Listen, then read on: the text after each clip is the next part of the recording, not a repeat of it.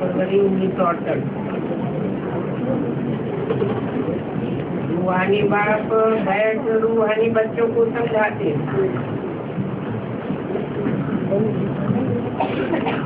समझाने वाला कौन है? रूहानी बाप।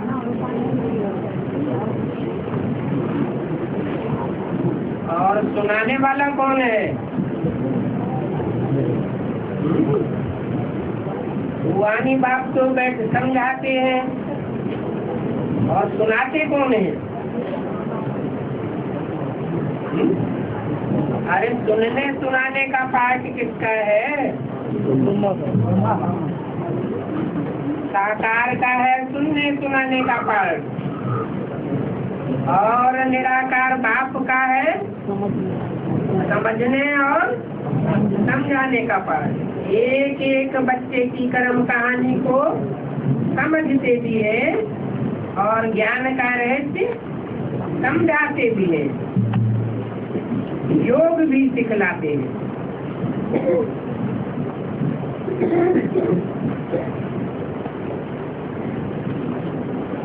योग सिखलाने की क्या जरूरत है? योग माना प्यार, योग माना लगन, प्रीति। तो प्रीति, प्यार, लगाओ ऑटोमेटिक हो जाता है या सिखलाना पड़ता है?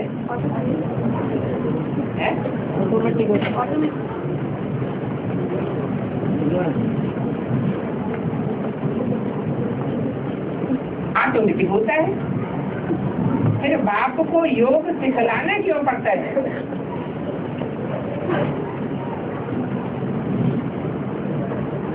क्योंकि बच्चे बाप को भूल जाते हैं,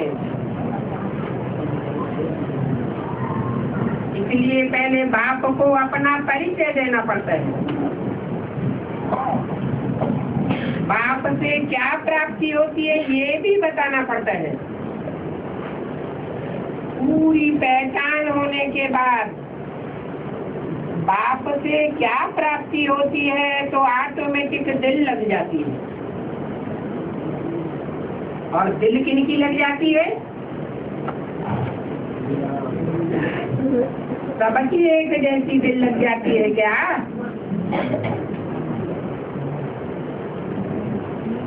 दिल उनकी लग जाती है जिन्होंने 63 जन्म साकार के साथ दिल लगा के काम किया है। तो ब्राह्मणों की संगमी की दुनिया में पहचानने के बाद फिर उन बच्चों की ऑटोमेटिक दिल लग जाती है। बनी बनाई बन रही, अब कछु बननी न।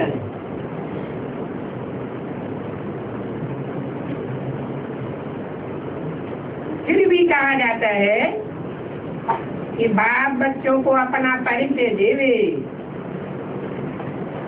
अब दिल लगे। योग कोई बड़ी बात नहीं है।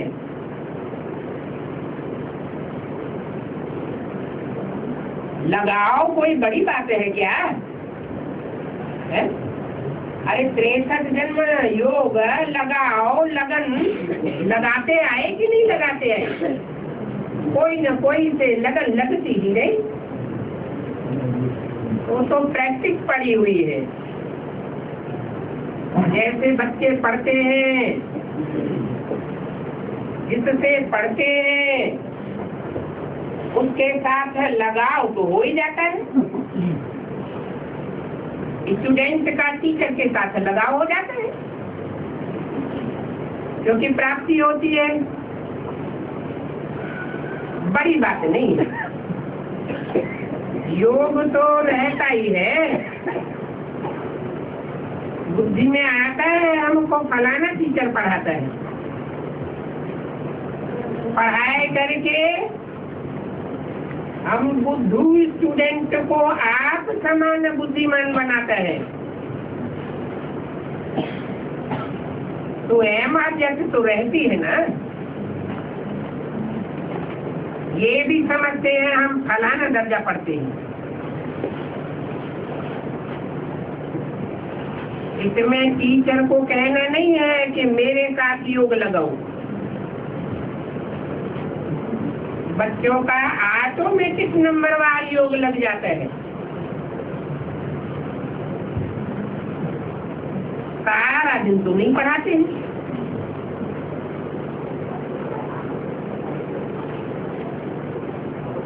ट्यूशन पढ़ाने वाले टीचर्स भी आते हैं, सारा दिन तो नहीं पढ़ाते, घंटे 2 घंटे पढ़ाते हैं।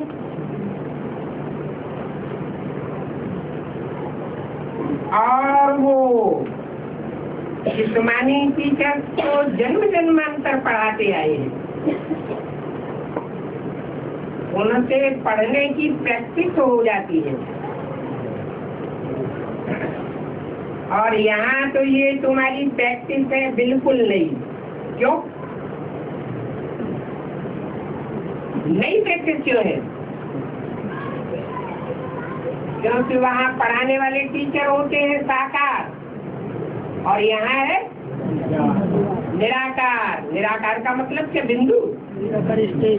बिंदु नहीं है, लेकिन निराकारी स्टेज वाला है।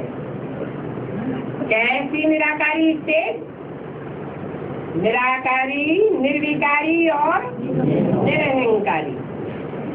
वो टीचर जो 63 जन्म टीचर्स हुए हैं वो कोई निर्विकारी नहीं होते थे, और ये तो निराकारी है, इसलिए सदैव निर्विकारी है। इनका अपना सा लगाव कोई किसी से नहीं लगता। लेकिन बच्चों की तो प्रैक्टिस पड़ी हुई है। क्या प्रैक्टिस पड़ी हुई है? साकार के साथ लगाव लगाने की। अब यहाँ तो है पढ़ाने वाला निराकार, तो पढ़ाने वाले को आकर के अपनी पहचान देती पड़ती है कि मैं किस मुकर्रर रथ में साकार होकर के आता हूँ। जब ये पक्का निश्चय बैठ जाए स्टूडेंट को, तो ऑटोमेटिक लगाव पैदा हो जाता है।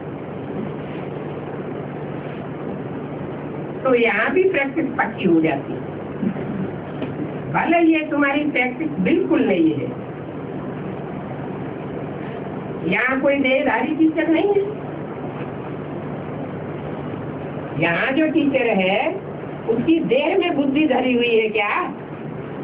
अपनी देह में, स्टूडेंट की देह में बुद्धि धरी रहती है क्या?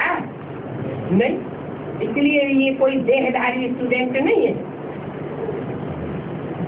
ये तो है ही विदेही। विदेही माना निराकारी स्टेज वाला। विदेही टीचर हर 5000 वर्ष बाद मिलता है, लगातार तो मिलता नहीं। खुद ही कहते हैं मैं देहधारी टीचर नहीं हूँ जिसकी बुद्धि देह में धरी रहे। मैं तो कहाँ बुद्धि को धारण करता हूँ? मेरी आंखें जहाँ देखती है तो आत्मा को देखती है या देह को देखती है? पहली लाइन में ही बोलते हैं रूहानी बाप रूहानी बच्चों से बात करते हैं। इसलिए समझने में डिफिकल्टी आती है, और डिफिकल्टी से याद ठहरती है। क्या डिफिकल्टी है? पढ़ने वाला टीचर देह आत्मा अभिमानी, और सदैव आत्माभिमानी।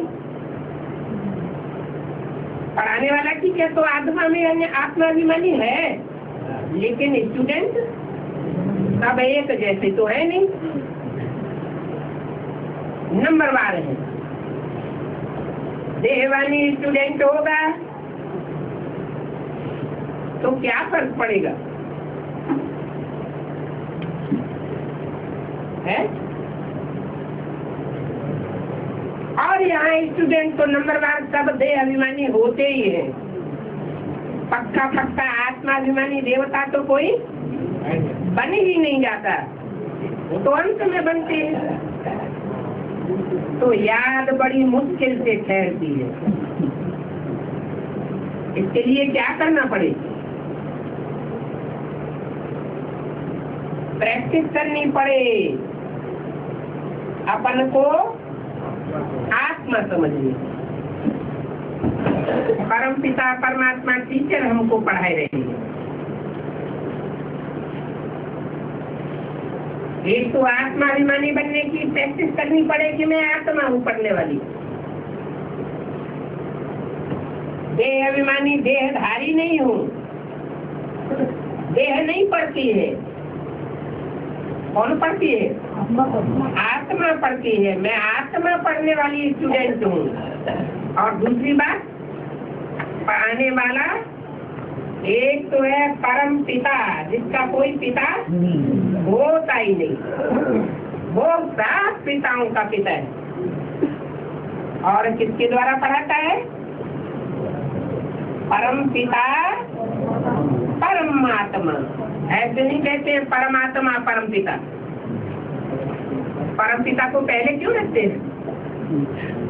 जैसे शिव शंकर, तो शिव को पहले और शंकर को बाद में। ऐसे ही परम पिता को पहले क्यों रखते हैं, परमात्मा को बाद में क्यों बोलते हैं?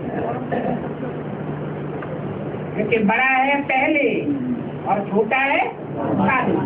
आत्माओं के बीच में जो परम पाठधारी, हीरो पाठधारी है, उसमें आकर के पढ़ा करो। जब तक उस मुकर्रर रथ में ना आऊं तब तक पढ़ाई भी नहीं पढ़ा सकता। तो बताना पड़ेगा कि परम पिता परमात्मा टीचर हमको पढ़ाई रही है। ये पक्की प्रैक्टिस करनी है अपन को आत्मा समझने की, और पढ़ाने वाले बाप को याद करने की। याद तो जरूर करना है जब तक इंसान पास न हो। क्या स्टूडेंट कब तक पढ़ते हैं टीचर से? जब तक परीक्षा हो और परीक्षा में पास मार्क्स न हो जाए। याद करते करते इंसान पास हो गया तो चले जाएंगे घर। इंसान पूरा होने से ड्रामा ही फिनिश हो जाता है। कि तुम बच्चों को मालूम है इंसान परीक्षा एग्जामिनेशन, इंसान पूरा होने से ड्रामा फिनिश हो जाएगा। तुम बच्चों को मालूम है हमारी आत्मा में पार्ट भरा हुआ है, जो पार्ट हमको बजाना है। 84 जन्मों का पार्ट रुदा हुआ है?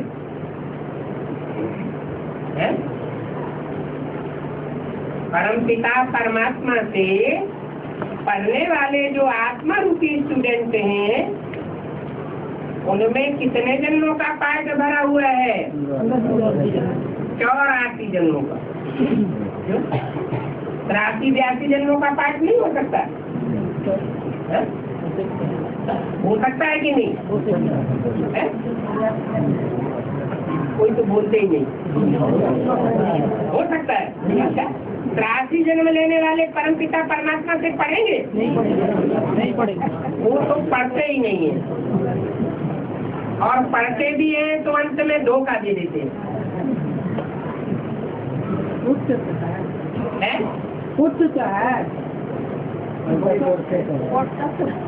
बाद में तो धोखा देंगे, बाद में धोखा देंगे तो अंत में तो गति होगी कि हमारा टीचर है सुप्रीम, या किसी दूसरे को सुप्रीम टीचर बना के बैठ जाएंगे। अंत में तो गति नहीं होगी। जब अंत में धोखा देंगे और कोई दूसरे को सुप्रीम टीचर मान बैठेंगे तो अंत मते तो गति नहीं होगी। अंत मते तो गति होगी। तो जिसको टीचर माना है, प्राइमरी स्टूडेंट का टीचर होगा तो स्टूडेंट भी प्राइमरी का कहा जाएगा, वही तो परीक्षा पास किया हुआ माना जाएगा। तो बोला तुम्हारी आत्मा में 84 जन्मों का पाठ मुदा है, और ये भी तुमको अभी मालूम पड़ता है। मुझसे तो तुमको मालूम पड़ता है क्या कि हमारी आत्मा में 84 जन्मों का पाठ मुदा हुआ है, जिनमें 84 जन्मों का पूरा पाठ मुदा हुआ है। वही परम पिता परमात्मा से डायरेक्ट पढ़ाई पढ़ते हैं और अंत तक पढ़ेंगे। ये अभी मालूम पड़ा है। बेसिक नॉलेज मालूम पड़ा था, नहीं मालूम पड़ा। इसके बाद पीछे वहाँ ये पता नहीं रहेगा। यहाँ सारी नॉलेज तुम बच्चों को मिलती है। टीचर ही बैठकर सारी नॉलेज बच्चों को समझाते हैं।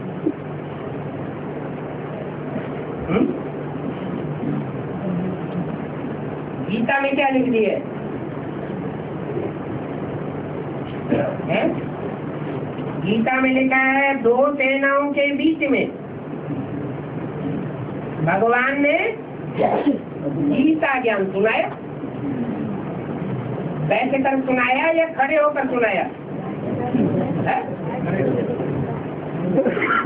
वहाँ तो बैठा हुआ नहीं दिखाते, यहाँ बाप बार बार बोलते हैं बैठ कर सुनाता हूँ, खड़े होकर नहीं, चलते चलते नहीं, बैठ कर सुनाता हूँ का मतलब क्या है? ये रथ तो दिखाया है भक्ति मार्ग वालों ने, लेकिन उनकी बुद्धि में ये नहीं है कि वो रथ है, स्कूल है या चैतन्य। चैतन्य रथ में बैठ करके सुनाता हूँ और सारी नारी बच्चों को समझाता हूँ। जो नारी समझते रहना है और याद भी जरूर करना है। घड़ी घड़ी बात कहते हैं मन मना भव। क्यों? 1 2 4 बार कह दे, घड़ी घड़ी क्यों कहना पड़ता है? निरंतर। क्यों निरंतर? क्यों भूल जाते हैं? कोई कारण होगा? 63 जन्म का देह भान पक्का हुआ पड़ा है कि मैं देह हूँ, और देहधारियों से लगाव लगाया है, इसलिए घड़ी घड़ी बताना पड़ता है कि तुम पढ़ने वाली आत्मा हो और पढ़ाने वाला भी। ये देहधारी नहीं है क्या? पढ़ाने वाला कोई ये रामकृष्ण देहधारी नहीं है। कौन है पढ़ाने वाला? इस साकार में पढ़ाने वाला वो निराकार बाप सदा शिव बैठ करके पढ़ाते हैं और कहते हैं मन मना भव। क्या? इसके तन भव नहीं हो जाना।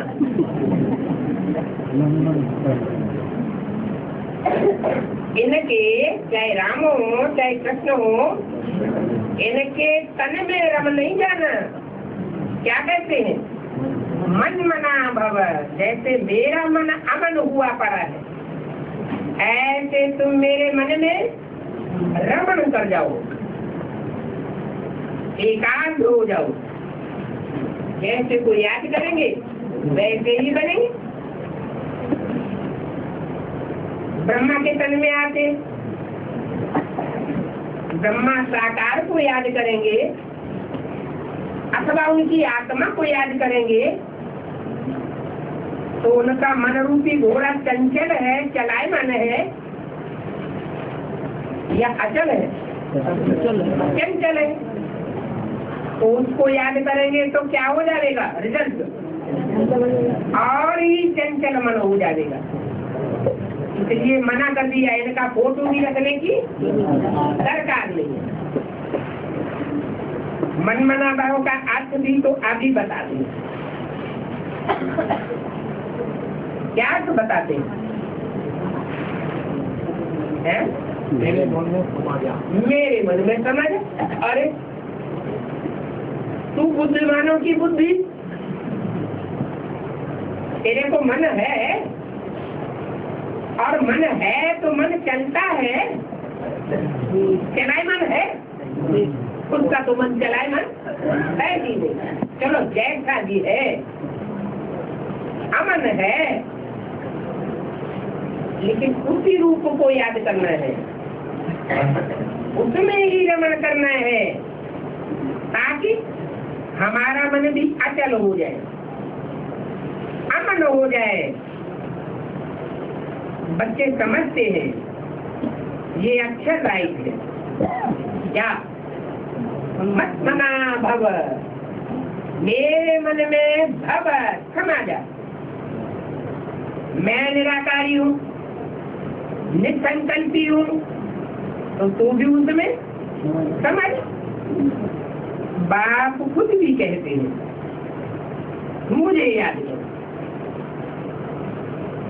ये खुद कौन है? खुदा है जो खुद कहते हैं, आदम नहीं कहता है। और मुसलमान लोग बोलते भी आदम को खुदा मत कहो। आदम खुदा नहीं, लेकिन खुदा के रूल से आदम जुदा नहीं, साथ साथ है। तो कहते हैं मुझे याद करो। अगर मुझे याद करेंगे तो तुम्हारे विकर्म, विपरीत कर्म जो है श्रीमत के, जो तुमने श्रेष्ठ जन्म किए हैं मनुष्यों की मत पर, गुरुओं की मत पर, वो सारे विकर्म भस्म हो जाएंगे अगर मुझे याद करें। और ये मुझे कहने वाला कौन है? क्या है? ये भी मन बुद्धि संस्कार रूपी आत्मा है। मन तो है लेकिन टोटल 100% कंट्रोल में है। क्या? कभी इसके ऊपर मन आ जाए, कभी उसके ऊपर मन आ जाए। मन माने दिल, ऐसा नहीं है। फुल कंट्रोल अमन है। कहने वाला आत्मा है ना, तो आत्मा किसे कहा जाता है? मन बुद्धि और संस्कार। और बुद्धिमानों की बुद्धि तो है, और ज्ञान सुनाने का उसमें संस्कार भी भरा हुआ है। क्या क्या संस्कार है? ज्ञान सुनाने का संस्कार। और कोई संस्कार है? पतितों को पावन बनाने का। और कोई संस्कार नहीं। पतितों को पावन बनाने का संस्कार नहीं है? वो भी संस्कार पक्का है। कोई न कोई रीति से पतितों को पावन बना करके ही दे जाते, छोड़ करके किसी को नहीं जाएगा। विकर्म तो विनाश होंगे, परंतु इसमें टाइम लग जाता है। विकर्म विनाश करने में टाइम क्यों लग जाता है?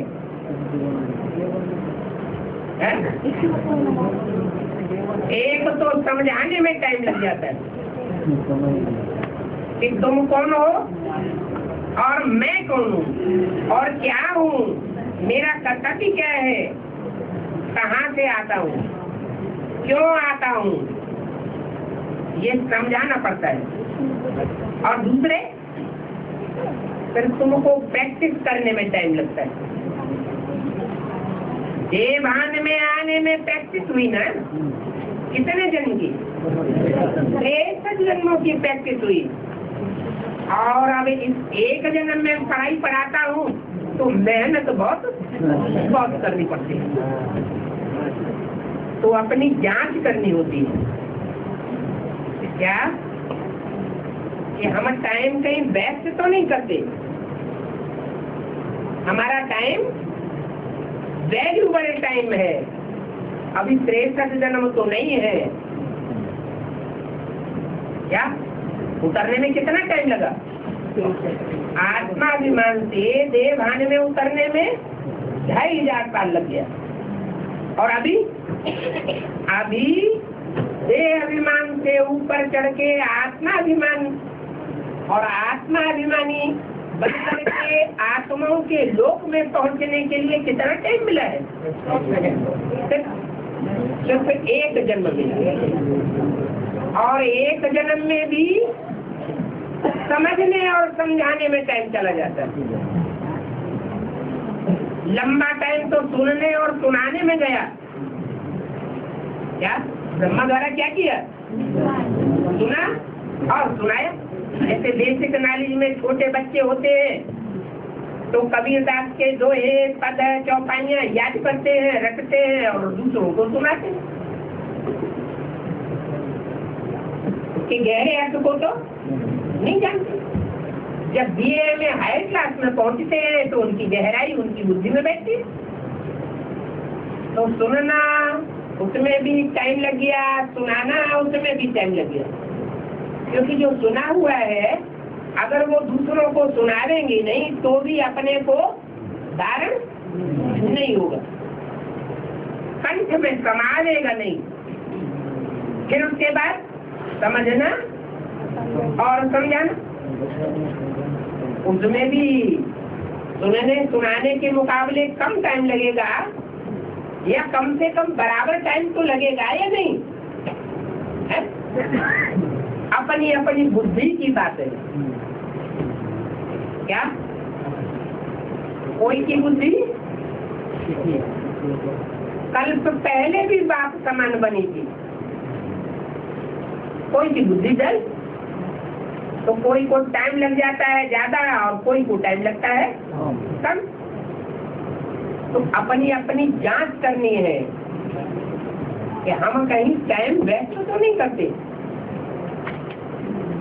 पढ़ाई पूरी करते हैं, जैसे पढ़ाई में और सब्जेक्ट होते हैं ना,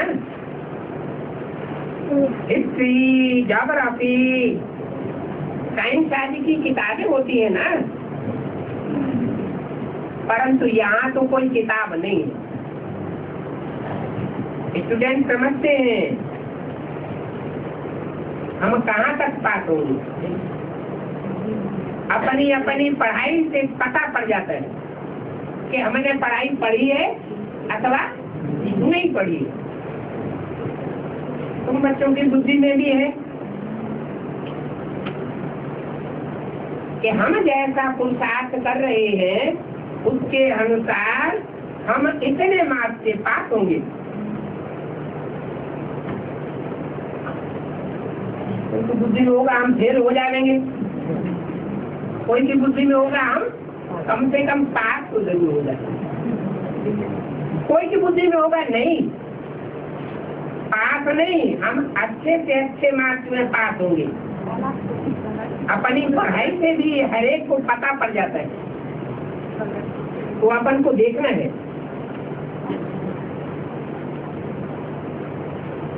कि हम कहीं दुनियादारी के संग के रंग में आकर बाप को भूल तो नहीं जाते।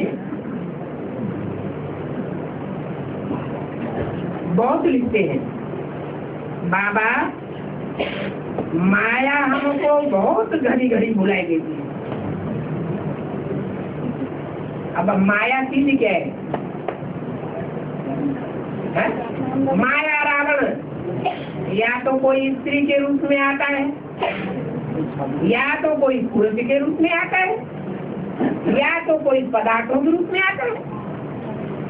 आता है या नहीं आता है? आता है, और हमको गफलत में डाल देता है। माया के बहुत तूफान, बहुत विकल्प आते हैं, परंतु माया का रूप न समझने के कारण लिखते हैं बाबा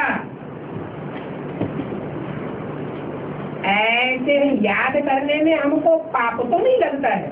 और तो देहदारी को याद करेंगे जो माया के रूप में आया है, उन पदार्थों को याद करेंगे जो माया का रूप धारण करके बैठे हुए रखे हुए हमारी बुद्धि बलवाने के लिए। उन मायावी रूपों में फंसने से पाप बनेगा या नहीं बनेगा? पाप तो भूल गया, जहाँ बाप है वहाँ पाप नहीं,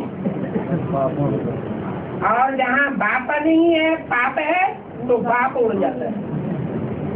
एक ही रहेगा, या तो माया के प्रभाव में रहेंगे या तो पाप के प्रभाव में रहेंगे। ऐसे ऐसे बच्चों को संकल्प विकल्पों का घमासान हो जाता है।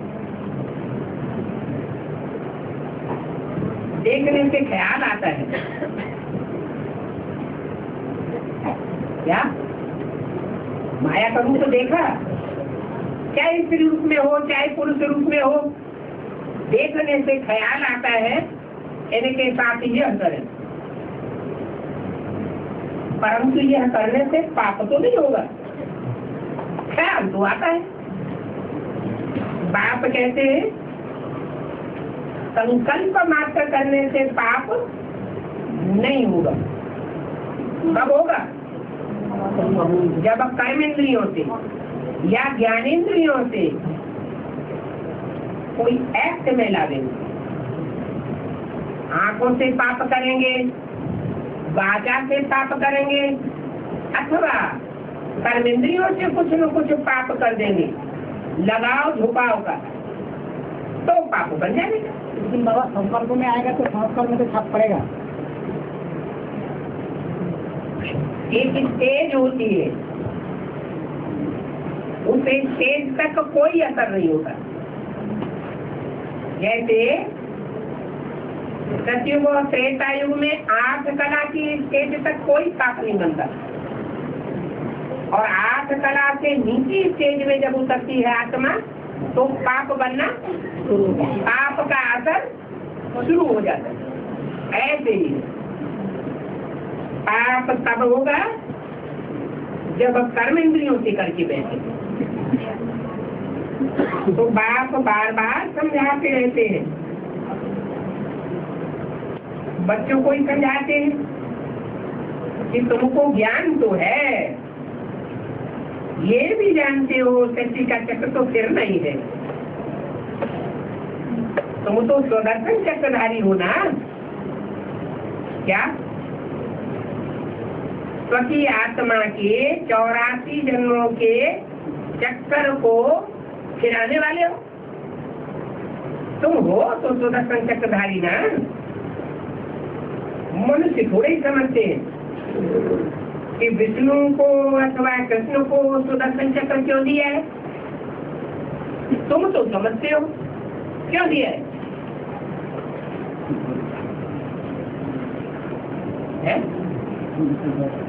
अरे उनके संपन्न रूप की यादगार है, इसलिए विष्णु को और कृष्ण को सुदर्शन चक्र दिया है। वास्तव में विष्णु विचार सागर मंथन करेगा क्या? कृष्ण सुदर्शन चक्र फिरावेगा क्या? अभी तुम ब्राह्मण सुदर्शन चक्र फिराते हो। तुम्हारी बुद्धि में आता है हमने ऐसे ऐसे पाप किए हैं, ऐसे ऐसे पुण्य किए हैं, तब हमारा माया ये हाल बनाती है।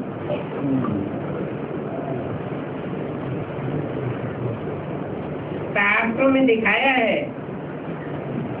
कि सुदर्शन चक्र से अकासुर बकासुर को मारा। ये अकासुर बकासुर किसका रूप है? माया का रूप है। अकासुर नाम दे दिया। अक की तरह ग्लानि की दुर्गंध छोड़ने वाले हैं। उनकी ग्लानि सुन करके, दुर्गंध सूंघ करके माथा ही खराब हो जाता है, बाप में अनिश्चय आ जाता है, औरों को बाप बनाई लेते। ऐसे अकासुर बकासुर को कृष्ण ने मारा। अब कृष्ण ने मारा या तुम बच्चों ने मारा? तुम बच्चे भी अकासुर बकासुर को मारने वाले हो। किसी तरह दुर्गंध छोड़ने वाले अकासुर बहुत आक्रमण करते हैं। फालतू बक बक सुना करके बहुत बकासुर आक्रमण करते हैं। उनको तुम सुदर्शन चक्र से मार गिराते हैं। परंतु शास्त्र में तो स्थूल बातें समझ लिए, यहाँ कोई मरने मारने की बात नहीं है। ये तो अपने पाप काटने की बात है। क्या अकासुर का बकासुर का माया रूप या वारावण रूप का आक्रमण हुआ तो उसको तुरंत पहचाने और पहचान करके उसका कंटा काट दे, तो ये हमारा पाप कट गया। क्या पाप के रूप में वो असुर आक्रमण करने आया और हमने सुदर्शन चक्र से उसको काट दिया। शिव बाबा को भी कहेंगे सुदर्शन चक्रधारी है। शिव बाबा को भी सुदर्शन चक्र घुमाने की दरकार है? नहीं है। अरे शिव को सुदर्शन चक्र घुमाने की दरकार नहीं है या शिव बाबा को भी नहीं है? शिव बाबा को सुदर्शन चक्र घुमाने की दरकार है, लेकिन शिव को सुदर्शन चक्र घुमाने की दरकार नहीं है। शिव कहा जाता है बिंदु को, ज्योति बिंदु शिव, वो भी आत्मा, और बाबा कहा जाता है साकार को। तो दोनों का मेल होता है।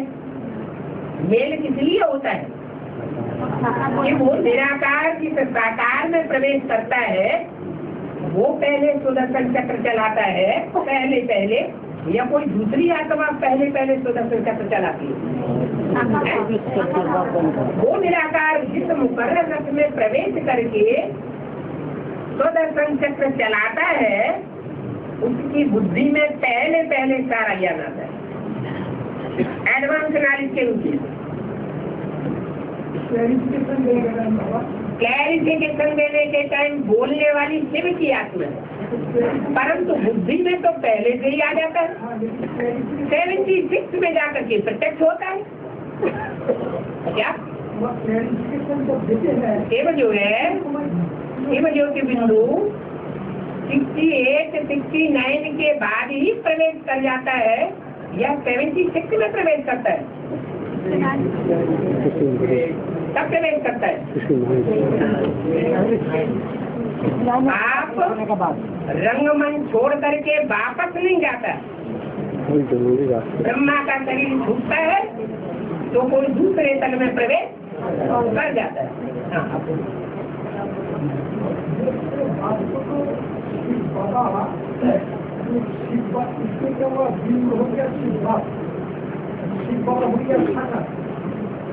जो बाबा साकार नहीं हो गया, वो दोनों का मेल है। प्रवेश करते हैं तो भी बिंदु शिव बाबा बन जाते हैं, और जो भी क्लैरिफिकेशन देते हैं तो सुदर्शन चक्र घुमाते हैं। सुदर्शन चक्र अंदर घुमाया जाता है या बाहर घुमाया जाता है? बाहर तो मुख से वाणी से बोलते हैं तो 76 में प्रत्यक्ष होते हैं। पता कैसे चलता है इनमें बाप भगवान है? जब ज्ञान सुनाते हैं तो 76 से पहले ही सुनाना शुरू किया या पहले अंदर सुदर्शन चक्र घूमता रहा, अंदर विचार सागर मंथन चलता रहा, लेकिन वो साकार की करिश्मा है या निराकार का करिश्मा है? वो निराकार का करिश्मा है, प्रत्यक्ष नहीं हुआ। हाँ जी,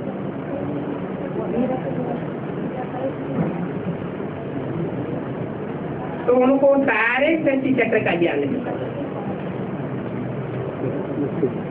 आत्मा को अपने बाप से ज्ञान हुआ। क्या?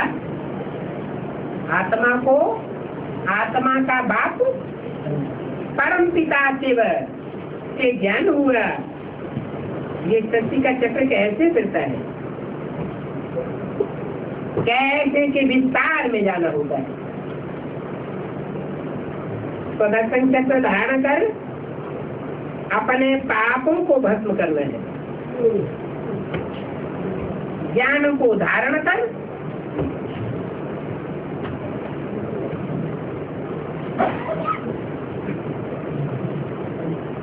और अपने 84 जन्मों के चक्र को याद करना है। बाप को याद करने से ही पापों का नाश होता है? पापों का नाश सिर्फ साकार को याद करने से नहीं होता, इसको याद करने से होता है। जो आत्माओं का बाप है और वो बाप जिस साकार मुकर्रत में प्रवेश है, उस स्वरूप को याद करने से पापों का नाश होता है। हर एक को अपनी मेहनत करनी है, ऐसे नहीं है कि बाप बैठे एक एक को दृष्टि देंगे कि इनके पाप कट जावे। दृष्टि देने और लेने से पाप कट जावेंगे क्या? कट जावेंगे? नहीं, ये कोई ऐसी कृपा दृष्टि नहीं देते। कृपा दृष्टि ये नाम भक्ति मार्ग का है या ज्ञान मार्ग का है? ये तो भक्ति मार्ग की बातें हैं कि भगवान बैठ करके कृपा कर देंगे। भगवान कोई के ऊपर कृपा नहीं करते।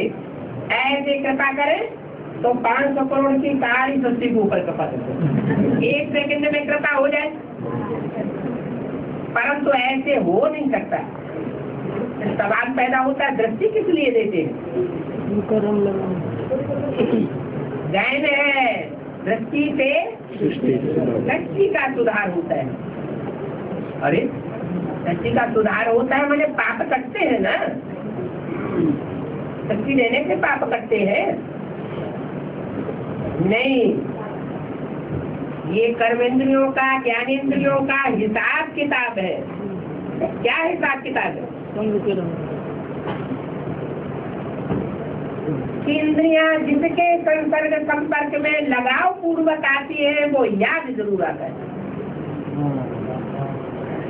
चाहे वो ज्ञान इंद्रियां हो और चाहे वो कर्म इंद्रियां हो। नहीं तो दृष्टि तो सबको देते हैं। कोई तो बैठ के आराम से सोते रहते हैं, तो जो सोते हैं इससे क्या साबित होता है? उनको लगाव लगन है या नहीं है? उनका लगन कहीं और लगी पड़ी। क्या? जहाँ लगन लगी पड़ी है वहाँ घंटों गुजार देते हैं, फिर क्लास में आकर के आराम से सोते। तो बाप समझ जाते हैं इनका लगाव बाप के साथ नहीं है, तो उद्धार कैसे होगा?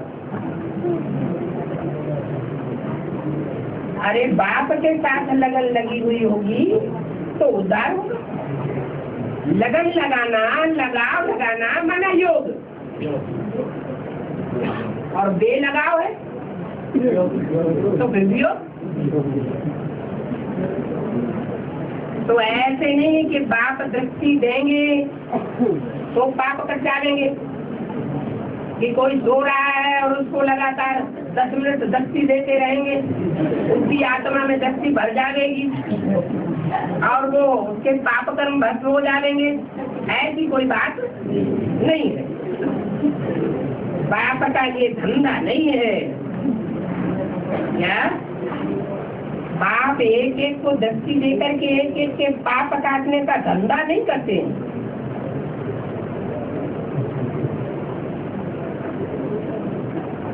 बच्चों को तो सास को देखेंगी, बाप अपने बच्चों को देखेंगे तो, परंतु देखने से व ज्ञान देने से कोई के भी कर्म विनाश नहीं होंगे। बाप तो रास्ता बताते, ऐसे ऐसे करो तो तुम्हारे भी कर्म विनाश होंगे। क्या रास्ता बताते हैं, सिर्फ कोई के ऊपर स्पेशल कृपा। टीचर का काम क्या है? रास्ता बताना, फ्री मत देते हैं। अच्छा समझो, बाप आते हैं, आत्मा को समझ करके देखते हैं। ऐसे नहीं कि इससे हमारे पाप कट जाएंगे, नहीं, पाप कटेंगे ही अपनी मेहनत से। ऐसे पाप बैठ करके करे तो फिर तो बाप का ये एक धंधा हो जाए। क्या एक एक को दस्ती दे और दस्ती देने से ही सबके पाप कट जाए। बाप समझाते हैं, ऐसे ऐसे तुम अपने बाप को याद करो। बाप है श्रीमत देने वाला, मेहनत अपनी करनी है। कई समझते फलाना साधु सन्यासी की दृष्टि ही बस है, उनकी कृपा दृष्टि हो जाए तो बस बेड़ा पार। कृपा व आशीर्वाद लेते लेते 63 जन्म गिरते आए हैं और अभी भी ये आस रखेंगे कि बाप की कृपा हो जावे, बाप हमारे ऊपर आशीर्वाद कर देवे तो बेड़ा पार होगा या डूब जाएगा। बेड़ा माना शरीर, इस शरीर से प्राप्ति नहीं कर सकेंगे। शरीर रहते रहते सुख शांति का अनुभव नहीं कर सकेंगे। जो अपनी मेहनत करेंगे उन्हीं को प्राप्ति होगी।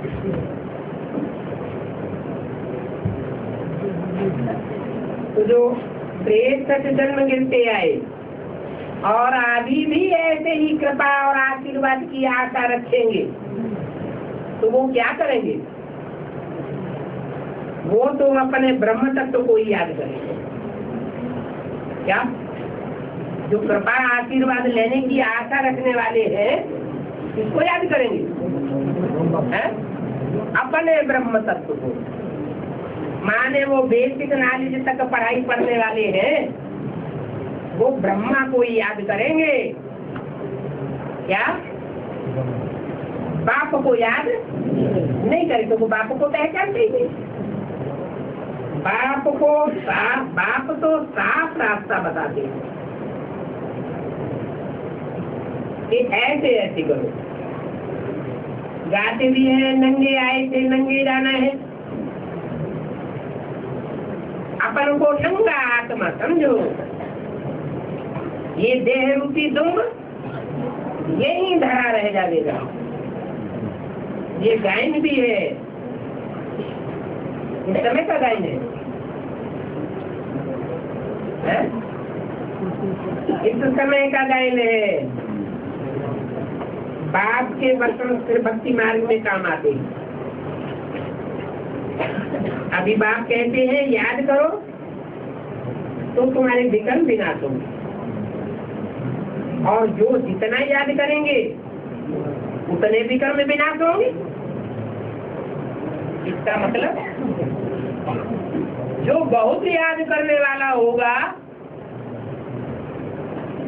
वो ज्यादा विकर्म करने वाला होगा, या जो कम याद करने वाला होगा वो विकर्म ज्यादा करने वाला होगा। जो बहुत याद करने वाला होगा उसने 63 जन्मों में पाप कर्म भी बहुत किए होंगे।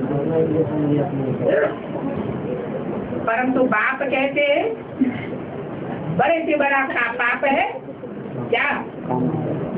काम कटारी चला। प्रेत से जन्म राजाओं ने ज्यादा काम कटारी चलाई है या रानियों ने चलाई है?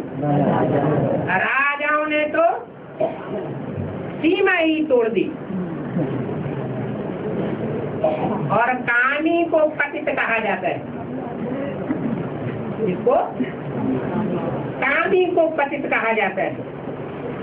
ऐसे जन्म जन्मांतर पतित होने वाली आत्माओं को आकर के मैं पावन बनाता हूँ।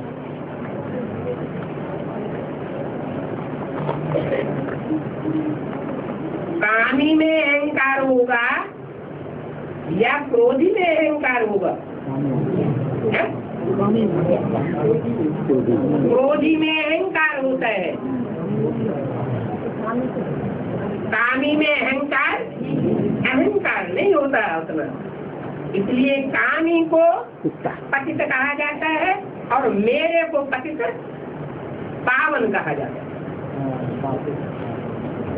इसका मतलब जो क्रोधी क्रिश्चियंस डेनाइटी के हैं या उसमें कन्वर्ट होने वाले हैं या क्रिश्चियंस के स्वभाव संस्कार वाले चंद्रवंशी हैं, उनका उद्धार करने में नहीं आता हूँ। मैं किनका उद्धार करने आता हूँ? किनको आकर के पहले ज्ञान सुनाता हूँ? पहले आता हूँ रुद्रमाला के मणकों में। जो बाप से राजाई लेने वाले बच्चे हैं, राजयोग सीखने वाले बच्चे, राजयोग वही सीखते हैं जो इस राज को समझते हैं। बाकी जो राज को नहीं समझते वो फिर विजय माला जाते कि राजा बनते हैं, आधीन बनते हैं या स्वाधीन बनते हैं? आधीन रानी बन जाते हैं। बाप तो श्रीमत देते हैं। ये भी रामायण का पाठ है क्या? श्रीमत देना उनका पाठ है। इनको तुम मदद कहो, कुछ भी कहो, ड्रामानुसार श्रीमती ही गाई हुई है। और बाप को मत देनी ही है। इनका ये संस्कार है क्या? श्रीमत देने का। तुम 20 बार सैकड़ों बार नाफरमानी करो तो भी वो श्रीमत देते ही रहते। 23 फरवरी 1968 की वाणी का दूसरा पेज। बाप कहते हैं अपन को आत्मा समझो। एक बार कहते हैं या 2, 4, 8, 10, 20 बार कहते हैं। कहते ही रहते हैं। 70 साल हो गए कहते कहते, और अभी भी कहते हैं। नहीं तो कोई लौकिक बाप हो उनको तो गुस्सा आ जाए, झटापट 2-4 थप्पड़ रसीद कर दे। तो बाप तो कहते ही हैं अपन को आत्मा समझो। ऐसे नहीं कि मदद दे करके कर्मातीत अवस्था को ले जाएंगे, नहीं, इसमें टाइम लग जाता है, बहुत मेहनत करनी पड़ती है। इस बात में अपन को आत्मा समझ बाप को याद करने की प्रैक्टिस। अपन को आत्मा समझ बाप को याद करना है। वास्तव में आत्माओं को फुर्सत तो बहुत रहती है इस बात की। अपन को आत्मा समझ बाप को याद करने की फुर्सत तो बहुत रहती है। जब बहुत फुर्सत रहती है तो कर लेना चाहिए ना, ये प्रैक्टिस पक्की कर लेना चाहिए। फिर करते क्यों नहीं है?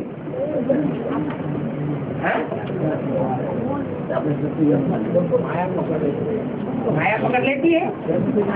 माया का तो रूप पहचान में आ गया ना। इन आँखों से जो कुछ देखते हो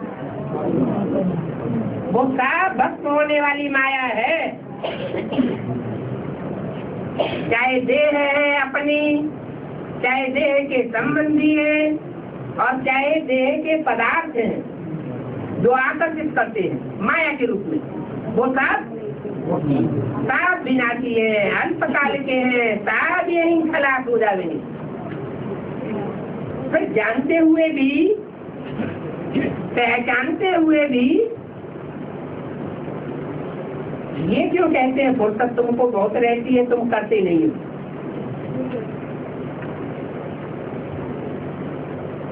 क्योंकि देह अभिमान भोगने की आदत पड़ी हुई है। देह और देह के पदार्थों और देह के संबंधियों के सुख भोगने की आदत पक्की हो गई है। अभी क्या करना है?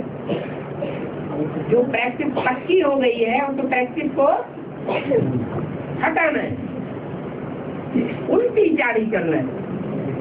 इसी को तपस्या कहा जाता है। वो हठयोगी तपस्वी तो एक टांग से खड़े हो जाएंगे, उल्टे लटक जाएंगे, वो तो देह का योग लगाते हैं। बात क्या कहते हैं?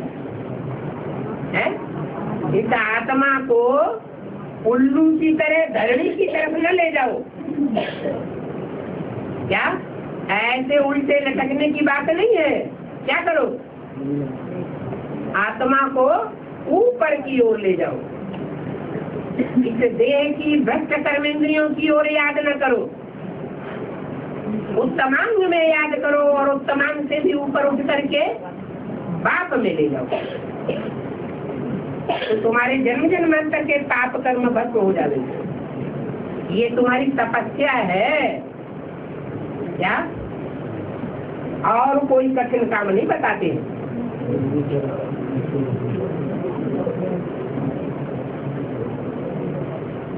खाना पकाया, पका करके औरों को खिलाया, ये काम किया ना। 24 घंटे यही धंधा रहता है,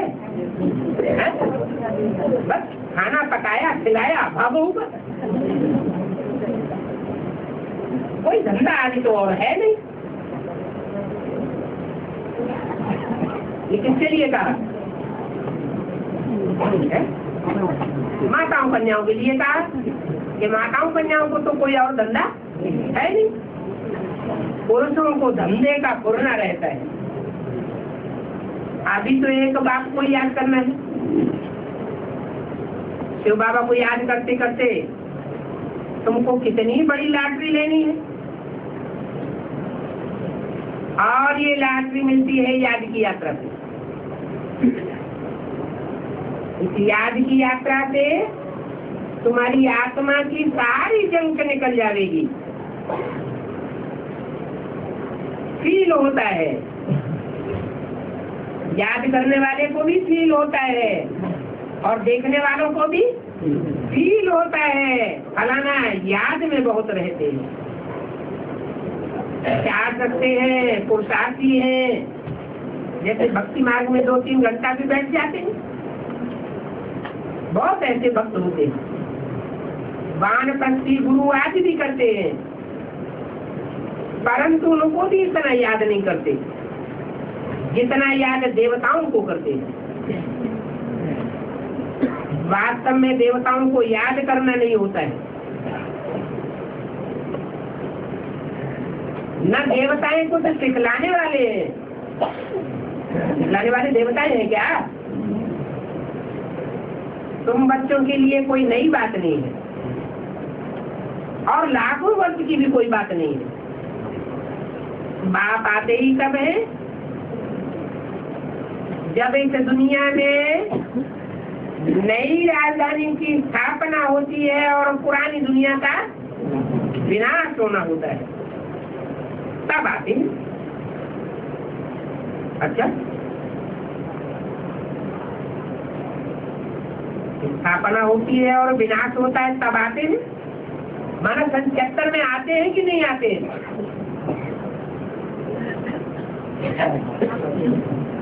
77 में स्थापना और विनाश हुआ क्या? है? स्थापना कोई चुटकी बजाते 1 सेकंड में नहीं हो जाती, और इतनी बड़ी दुनिया का विनाश भी कोई 1 सेकंड में नहीं हो जाता। हाँ, बाप बाप के रूप में जब प्रत्यक्ष होता है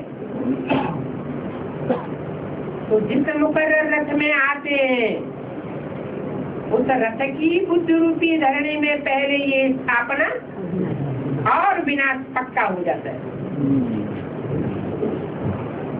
उसको तो बात से कोई टाल नहीं सकता। जैसे ध्रुव तारा अपनी जगह अटल है, वैसे वो आत्मा स्थापना और विनाश की बात में अटल हो जाती है। इसके लिए क्या करना पड़ता है? क्या करना पड़ता है? और वो काम सबको करना पड़े, नंबरवार पुरुषार्थ अनुसार। क्या काम? 75 से स्थापना विनाश हो गई, करना पड़ता है। आप हुए, मर गई दुनिया। तुम बाप का बनेंगे तो सारी दुनिया तो तुम बनेगी,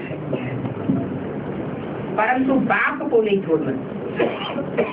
अगर इतनी बात पक्की हो गई तो समझो स्थापना और विनाश की बात भी पक्की हो गई। ओम शांति।